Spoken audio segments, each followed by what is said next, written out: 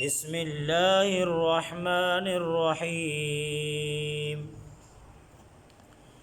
له مقاليد السماوات والأرض يبسط الرزق لمن يشاء ويقدر إنه بكل شيء عليم شرع لكم من الدين ما وصى به نوحا والذي أوحينا إليك وما وصينا به إبراهيم وموسى وعيسى أن أقيموا الدين ولا تتفرقوا فيه كبر على المشركين ما تدعوهم إليه الله يجتبي إليه من يشاء ويهدي إليه من ينيب صدق الله العظيم۔ لفظی ترجمہ سماعت فرمائیں۔ لہو اسی کے لیے ہے، مقالید چابیاں، السماواتی آسمانوں کی، والارض اور زمین کی، یبسط الرزق وہ کشادہ فرماتا ہے رزق کو، لمن یشاء جس کے لیے بھی وہ چاہے، ویقدر اور اس رزق کو تنگ کر دیتا ہے جس کے لیے بھی چاہتا ہے۔ انہ بکل شیء علیم بے شک وہ اللہ ہر چیز کے بارے میں پورا علم رکھنے والا ہے۔ شرع لکم راہ نکالی ہے تمہارے لیے، من الدین دین سے، ما وصی جس کا تاکیدی حکم دیا تھا، بھی جس کا، نوح علیہ السلام کو، والذی اوحینا اور وہ وہی، اوحینا جو ہم نے آپ کی طرف کی ہے، الیکا آپ کی طرف اے محبوب، وما وصینا اور جس کا تاکیدی حکم ہم نے دیا، بہی ابراہیم علیہ السلام کو، و موسیٰ اور موسیٰ علیہ السلام کو، و عیسیٰ اور عیسیٰ علیہ السلام کو، ان اقیموا الدین کہ آپ دین کا نظام قائم کریں، ولا تتفرقوا اور تفرقہ نہ کریں، فیہ اس میں، کبرا یہ گراں ہے، بوجھ ہے، علی المشرکین مشرکین پر، ما جو، تدعوہم الیہ جس کی طرف تم دعوت دے رہے ہو۔ اللہ یجتبی اللہ رب العالمین انتخاب فرما لیتا ہے، الیہ اپنی طرف، من یشاء جس کو بھی چاہتا ہے چن لیتا ہے، ویہدی اور ہدایت دے دیتا ہے، الیہ اپنی طرف، من ینیب اس کو جو رجوع کرنے والا ہے۔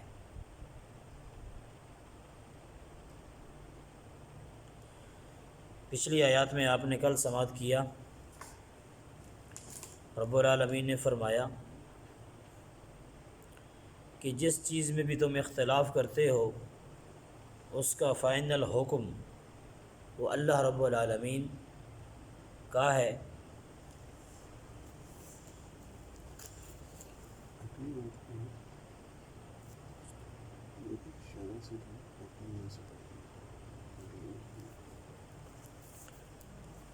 تو اللہ رب العالمین کی ذات پر ہی ہم توکل کرتے ہیں، بھروسہ کرتے ہیں، اور اسی کی طرف ہم رجوع کرنے والے ہیں، جو آسمانوں اور زمینوں کا پیدا کرنے والا ہے، اور جس نے تمہارے ہی ذات میں سے، تمہاری جنس میں سے بیویوں کو پیدا کیا ہے، اور مویشیوں میں سے جوڑے جوڑے بنائے ہیں، اور وہ اس طرح اس زمین پر تمہیں پھیلا رہا ہے اور اس کی کوئی مثال نہیں، نہ ذاتی طور پر نہ صفاتی طور پر اس جیسی کوئی مثال نہیں، اور وہ خوب سننے والا دیکھنے والا ہے۔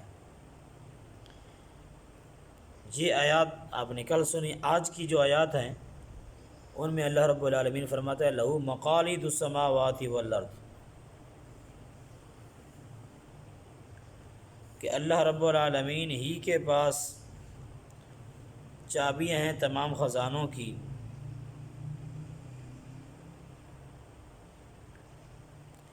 اللہ ہی کے پاس تمام خزانوں کی چابیاں ہیں، وہ خزانے آسمانوں میں ہوں یا وہ خزانے زمین کے ہوں، تمام خزانوں کی چابیاں اللہ رب العالمین کے پاس ہیں۔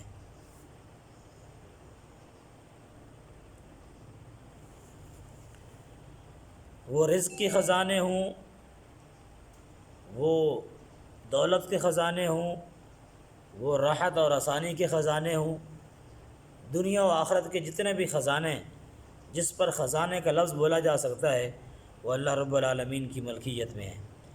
یبسط الرزق لمن یشاء ویقدر، وہ کشادہ فرما دیتا ہے رزق جس کے لیے وہ چاہتا ہے۔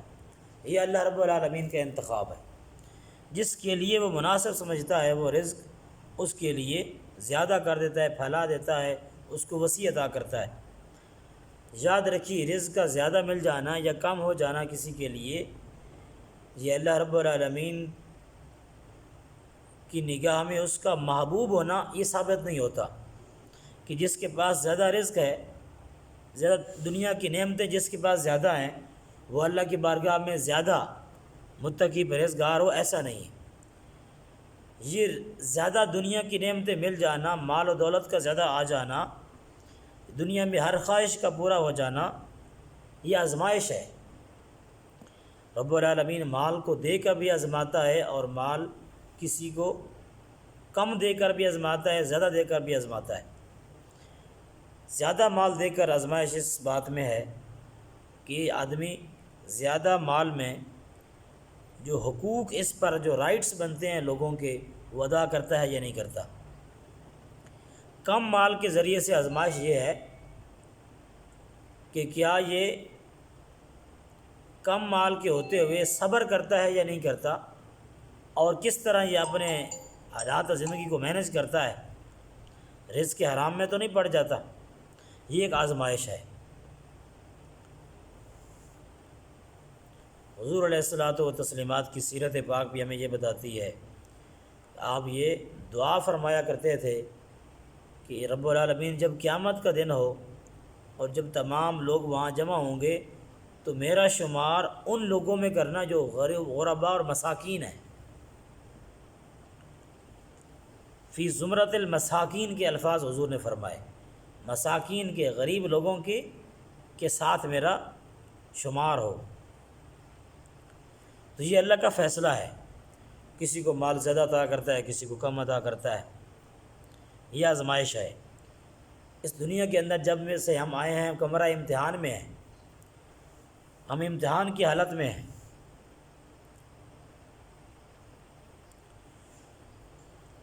یبسط الرزق لمن یشاء ویقدر، جس کے لیے وہ چاہتا ہے رزق کو کشادہ کر دیتا ہے، اور جس کے لیے چاہتا ہے وہ کم کر دیتا ہے۔ انہ بکل شیء علیم، بے شک وہ رب العالمین ہر چیز کا علم رکھنے والا ہے، ہر چیز کا علم ہے، کوئی چیز اس کے علم سے باہر نہیں ہے۔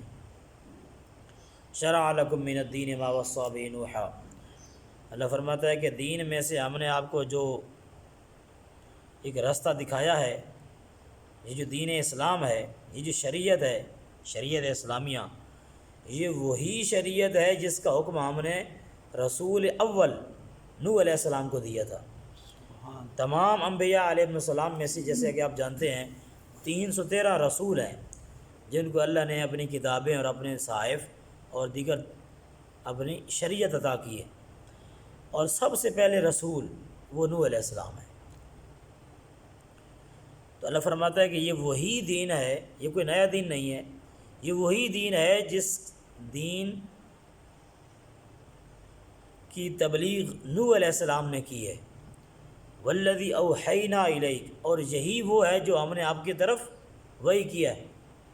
اے محبوب صلی اللہ علیہ وآلہ وسلم، آپ بھی اسی دین کو فالو کر رہے ہیں اور اسی دین کو آپ آگے پہنچا رہے ہیں جو دین نوح علیہ السلام کا تھا۔ وما وصینا بھی ابراہیم، اور یہ وہی دین ہے جس کی تاکید ہم نے ابراہیم علیہ السلام سے کی، تاکیدی حکم دیا کہ اس دین کو بیان کریں، لوگوں تک پہنچائیں۔ وموسیٰ وعیسیٰ، موسیٰ علیہ السلام کا بھی یہی دین تھا، عیسیٰ علیہ السلام کا بھی یہی دین تھا۔ تو رب العالمین نے یہاں 5 برگزیدہ ہستیوں کا ذکر کیا ہے، یہ بات بڑی قابل توجہ ہے۔ ابراہیم علیہ السلام، نوح علیہ السلام، موسیٰ علیہ السلام، عیسیٰ علیہ السلام، اور الیکا فرما کر حضور علیہ الصلوۃ والتسلیمات کی طرف اشارہ ہے۔ تو ان 5 مقدس ہستیوں کو اصطلاح شریعت میں اولو العزم کہتے ہیں، ہمت والے رسول۔ صحیح۔ قرآن کے اندر سورۃ الاحقاف کے اندر ان کو ہمت والے رسول فرمایا گیا ہے۔ فاصبر کما صبر اولو العزم من الرسل، محبوب آپ ایسے ہی صبر کیجئے تکالیف پر جیسے ہمت والے رسولوں نے، 4 رسولوں نے صبر کیا ہے، نوح علیہ السلام، ابراہیم علیہ السلام، موسیٰ علیہ السلام اور عیسیٰ علیہ السلام، اور 5ویں رسول اللہ صلی اللہ علیہ وآلہ وسلم۔ تو ان 5 مقدس رسولوں کو اولو العزم یعنی ہمت والے، طاقت اور زور والے رسول اللہ نے فرمایا ہے۔ اب اندازہ کیجئے کہ ایک ہم کہتے ہیں کسی کو یہ بندہ بڑا طاقت والا ہے، بڑی ہمت والا ہے، تو ہمارے کہنے کی کیا حیثیت ہے؟ اور جس کو اللہ فرما دے کہ یہ بڑے ہمت والے ہیں، ان کی ہمت کا عالم کیا ہوگا؟ سبحان۔ 5 برگزیدہ ہستیوں سے اللہ رب العالمین نے ایک ہی بات فرمائی ہے، ان اقیم الدین، کہ آپ دین کا نظام قائم کریں۔ نبی کا کام صرف اتنا نہیں کہ وہ بس قرآن اترے، جو وہی اترے وہ لوگوں تک پہنچا دے، نہیں، پوری رہنمائی انبیاء علیہ السلام کرتے آئے ہیں۔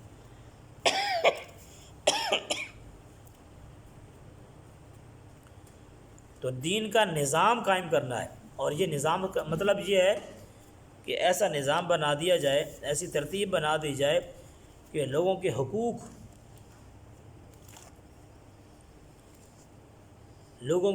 جو ہیں وہ پورے ان کو ادا ہوں، پورے حقوق لوگوں کو ملیں، کسی کے ساتھ ظلم نہ ہو، کسی کے ساتھ زیادتی نہ ہو، ہر کمزور کو اس کا حق ملے۔ پھر مساجد کا نظام ہے، نماز کا اہتمام ہے، پھر زکوٰۃ کا نظام ہے، الغرض پورا دین نافذ کرنا، اور جس کو ہم خلافت اسلامیہ کہتے ہیں، وہ مراد ہے ان اقیم الدین سے، کہ دین کا نظام کریں، گویا کہ آپ خلافت کا نظام اس زمین کے اوپر رائج کریں۔ ولا تتفرقوا فیہ، اور آپ تفرقے میں نہ پڑ جائیں، کسی قسم کا اختلاف رونما نہ ہو، کیونکہ اگر اختلاف جہاں آ جاتا ہے وہاں پھر وہ خلافت کا نظام قائم نہیں رہ سکتا، پھر مسلمانوں کی جو جمعیت ہے، مسلمانوں کا جو اتحاد ہے وہ پارا پارا ہو جاتا ہے۔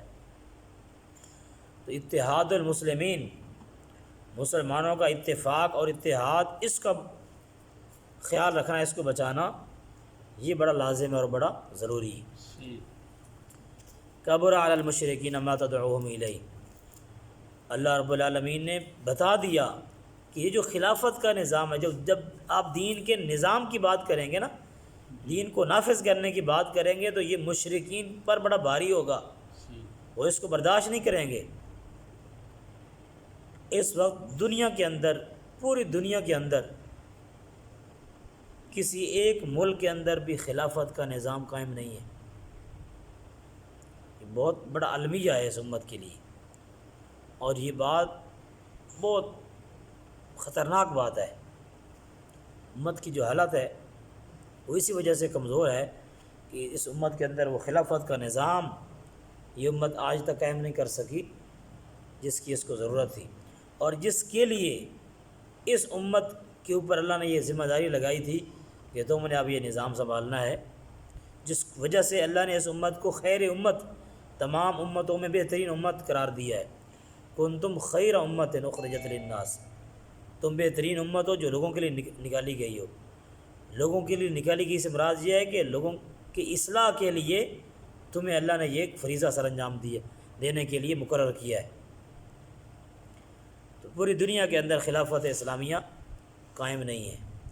جب خلافت کا نظام ہو اور خلیفہ آرڈر کر دے کہ جہاد کے لیے نکلنا ہے، تو پھر کوئی انسان پیچھے نہیں رہتا، پھر ہر مسلمان خلیفہ کی آواز پہ لبیک کہتے ہوئے میدان میں آتا ہے اور اپنا تن من دھن سب کچھ اسلام کے لیے قربان کر دیتا ہے۔ اللہ فرماتا ہے مشرکین پر یہ بات بڑی بھاری ہے، مشرکین اس کو برداشت نہیں کر سکتے کہ دنیا کے اندر خلافت کا نظام ہو۔ اللہ یجتبی الیہ من یشاء، اللہ چن لیتا ہے اس کام کے لیے جسے چاہتا ہے۔ یہ کام اللہ کے منتخب لوگ کرتے ہیں، خاص لوگ کرتے ہیں، ہر ایک کو اس کام کی توفیق نہیں ہوتی۔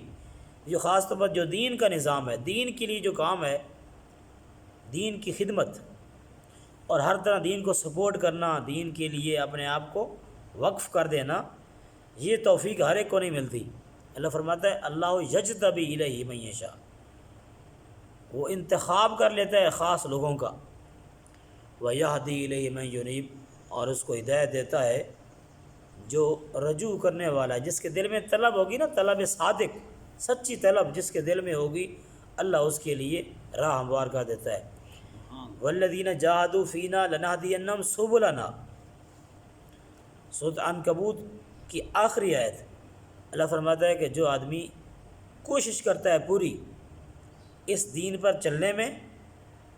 چلنے کی کوشش کرتا ہے دین پر، یا کسی بھی طرح دین کی خدمت کرنے کے لیے، دین کو سپورٹ کرنے کے لیے جو آدمی کوشش کرتا ہے نا، پوری کوشش کرتا ہے، لَنَهْدِيَنَّهُمْ سُبُلَنَا، تو ہم اس کے لیے ضرور راستے بنا دیتے ہیں۔ غیب سے امداد کرتا ہے اللہ، غیب سے۔ اور آپ تاریخ اسلامی اٹھا کے دیکھیں، جب بھی اسلام پہ مشکل وقت آیا ہے تو اللہ نے اس بندے سے کام لیا ہے جو بظاہر کوئی بڑا متقی پرہیزگار نہیں تھا۔ ہلاکو خان نے جب دنیا کو تباہ و برباد کیا، غارت کیا پوری دنیا کو، تو امید نہیں کی جا رہی تھی کہ کوئی ایسا بندہ پیدا ہو جو ہلاکو کا مقابلہ کرے۔ تو ایک بزرگ اس کے ہتھے چڑھا، ہلاکو کا بیٹا، تو بزرگ نے اس کو وصیت کی، کچھ سمجھایا بیٹے کو، تو وہ مسلمان ہو گیا۔ اور جب وہ مسلمان ہو گیا تو اس نے پھر آ کے اس بربادی کو، اس تباہی کو ختم کیا جو ہلاکو خان پھیلا رہا تھا۔ تو علامہ اقبال اپنے شعر کے اندر شعر کے اندر وضاحت کرتے ہیں کہ ہے عیاں یورش تاتار کے افسانے سے، پاس باں مل گئے کعبے کو صنم خانے سے۔ تو کعبے کی حفاظت کرنے والے بعض اوقات بت قدوں سے اٹھ کے آ جاتے ہیں اور آ کے کعبے کی حفاظت کرتے ہیں، یہ اللہ کا نظام ہے۔ تو اللہ اس کو ہدایت دیتا ہے جس کے دل میں طلب صادق ہو، سچی طلب ہو، دل کے اندر تڑپ ہو، تو اللہ اس کے لیے راستے بنا دیتا ہے۔ جتنے بھی آج تک تحریکیں چلی ہیں ایک بندے سے شروع ہوئی ہیں، ایک بندے نے سٹیپ لیا اور اس کے بعد 2 بندے شامل ہوئے، پھر 4 ہوئے، پھر 5 ہوئے، اس طرح یہ قافلہ بڑھا، اور پھر اس کے بعد لاکھوں ممبر ایک تحریک کے ہو گئے جس کا آغاز ایک بندے نے کیا تھا۔ تو جو کوشش کرتا ہے، جو طلب رکھتا ہے، اللہ اس کے لیے راستے ہموار کر دیتا ہے۔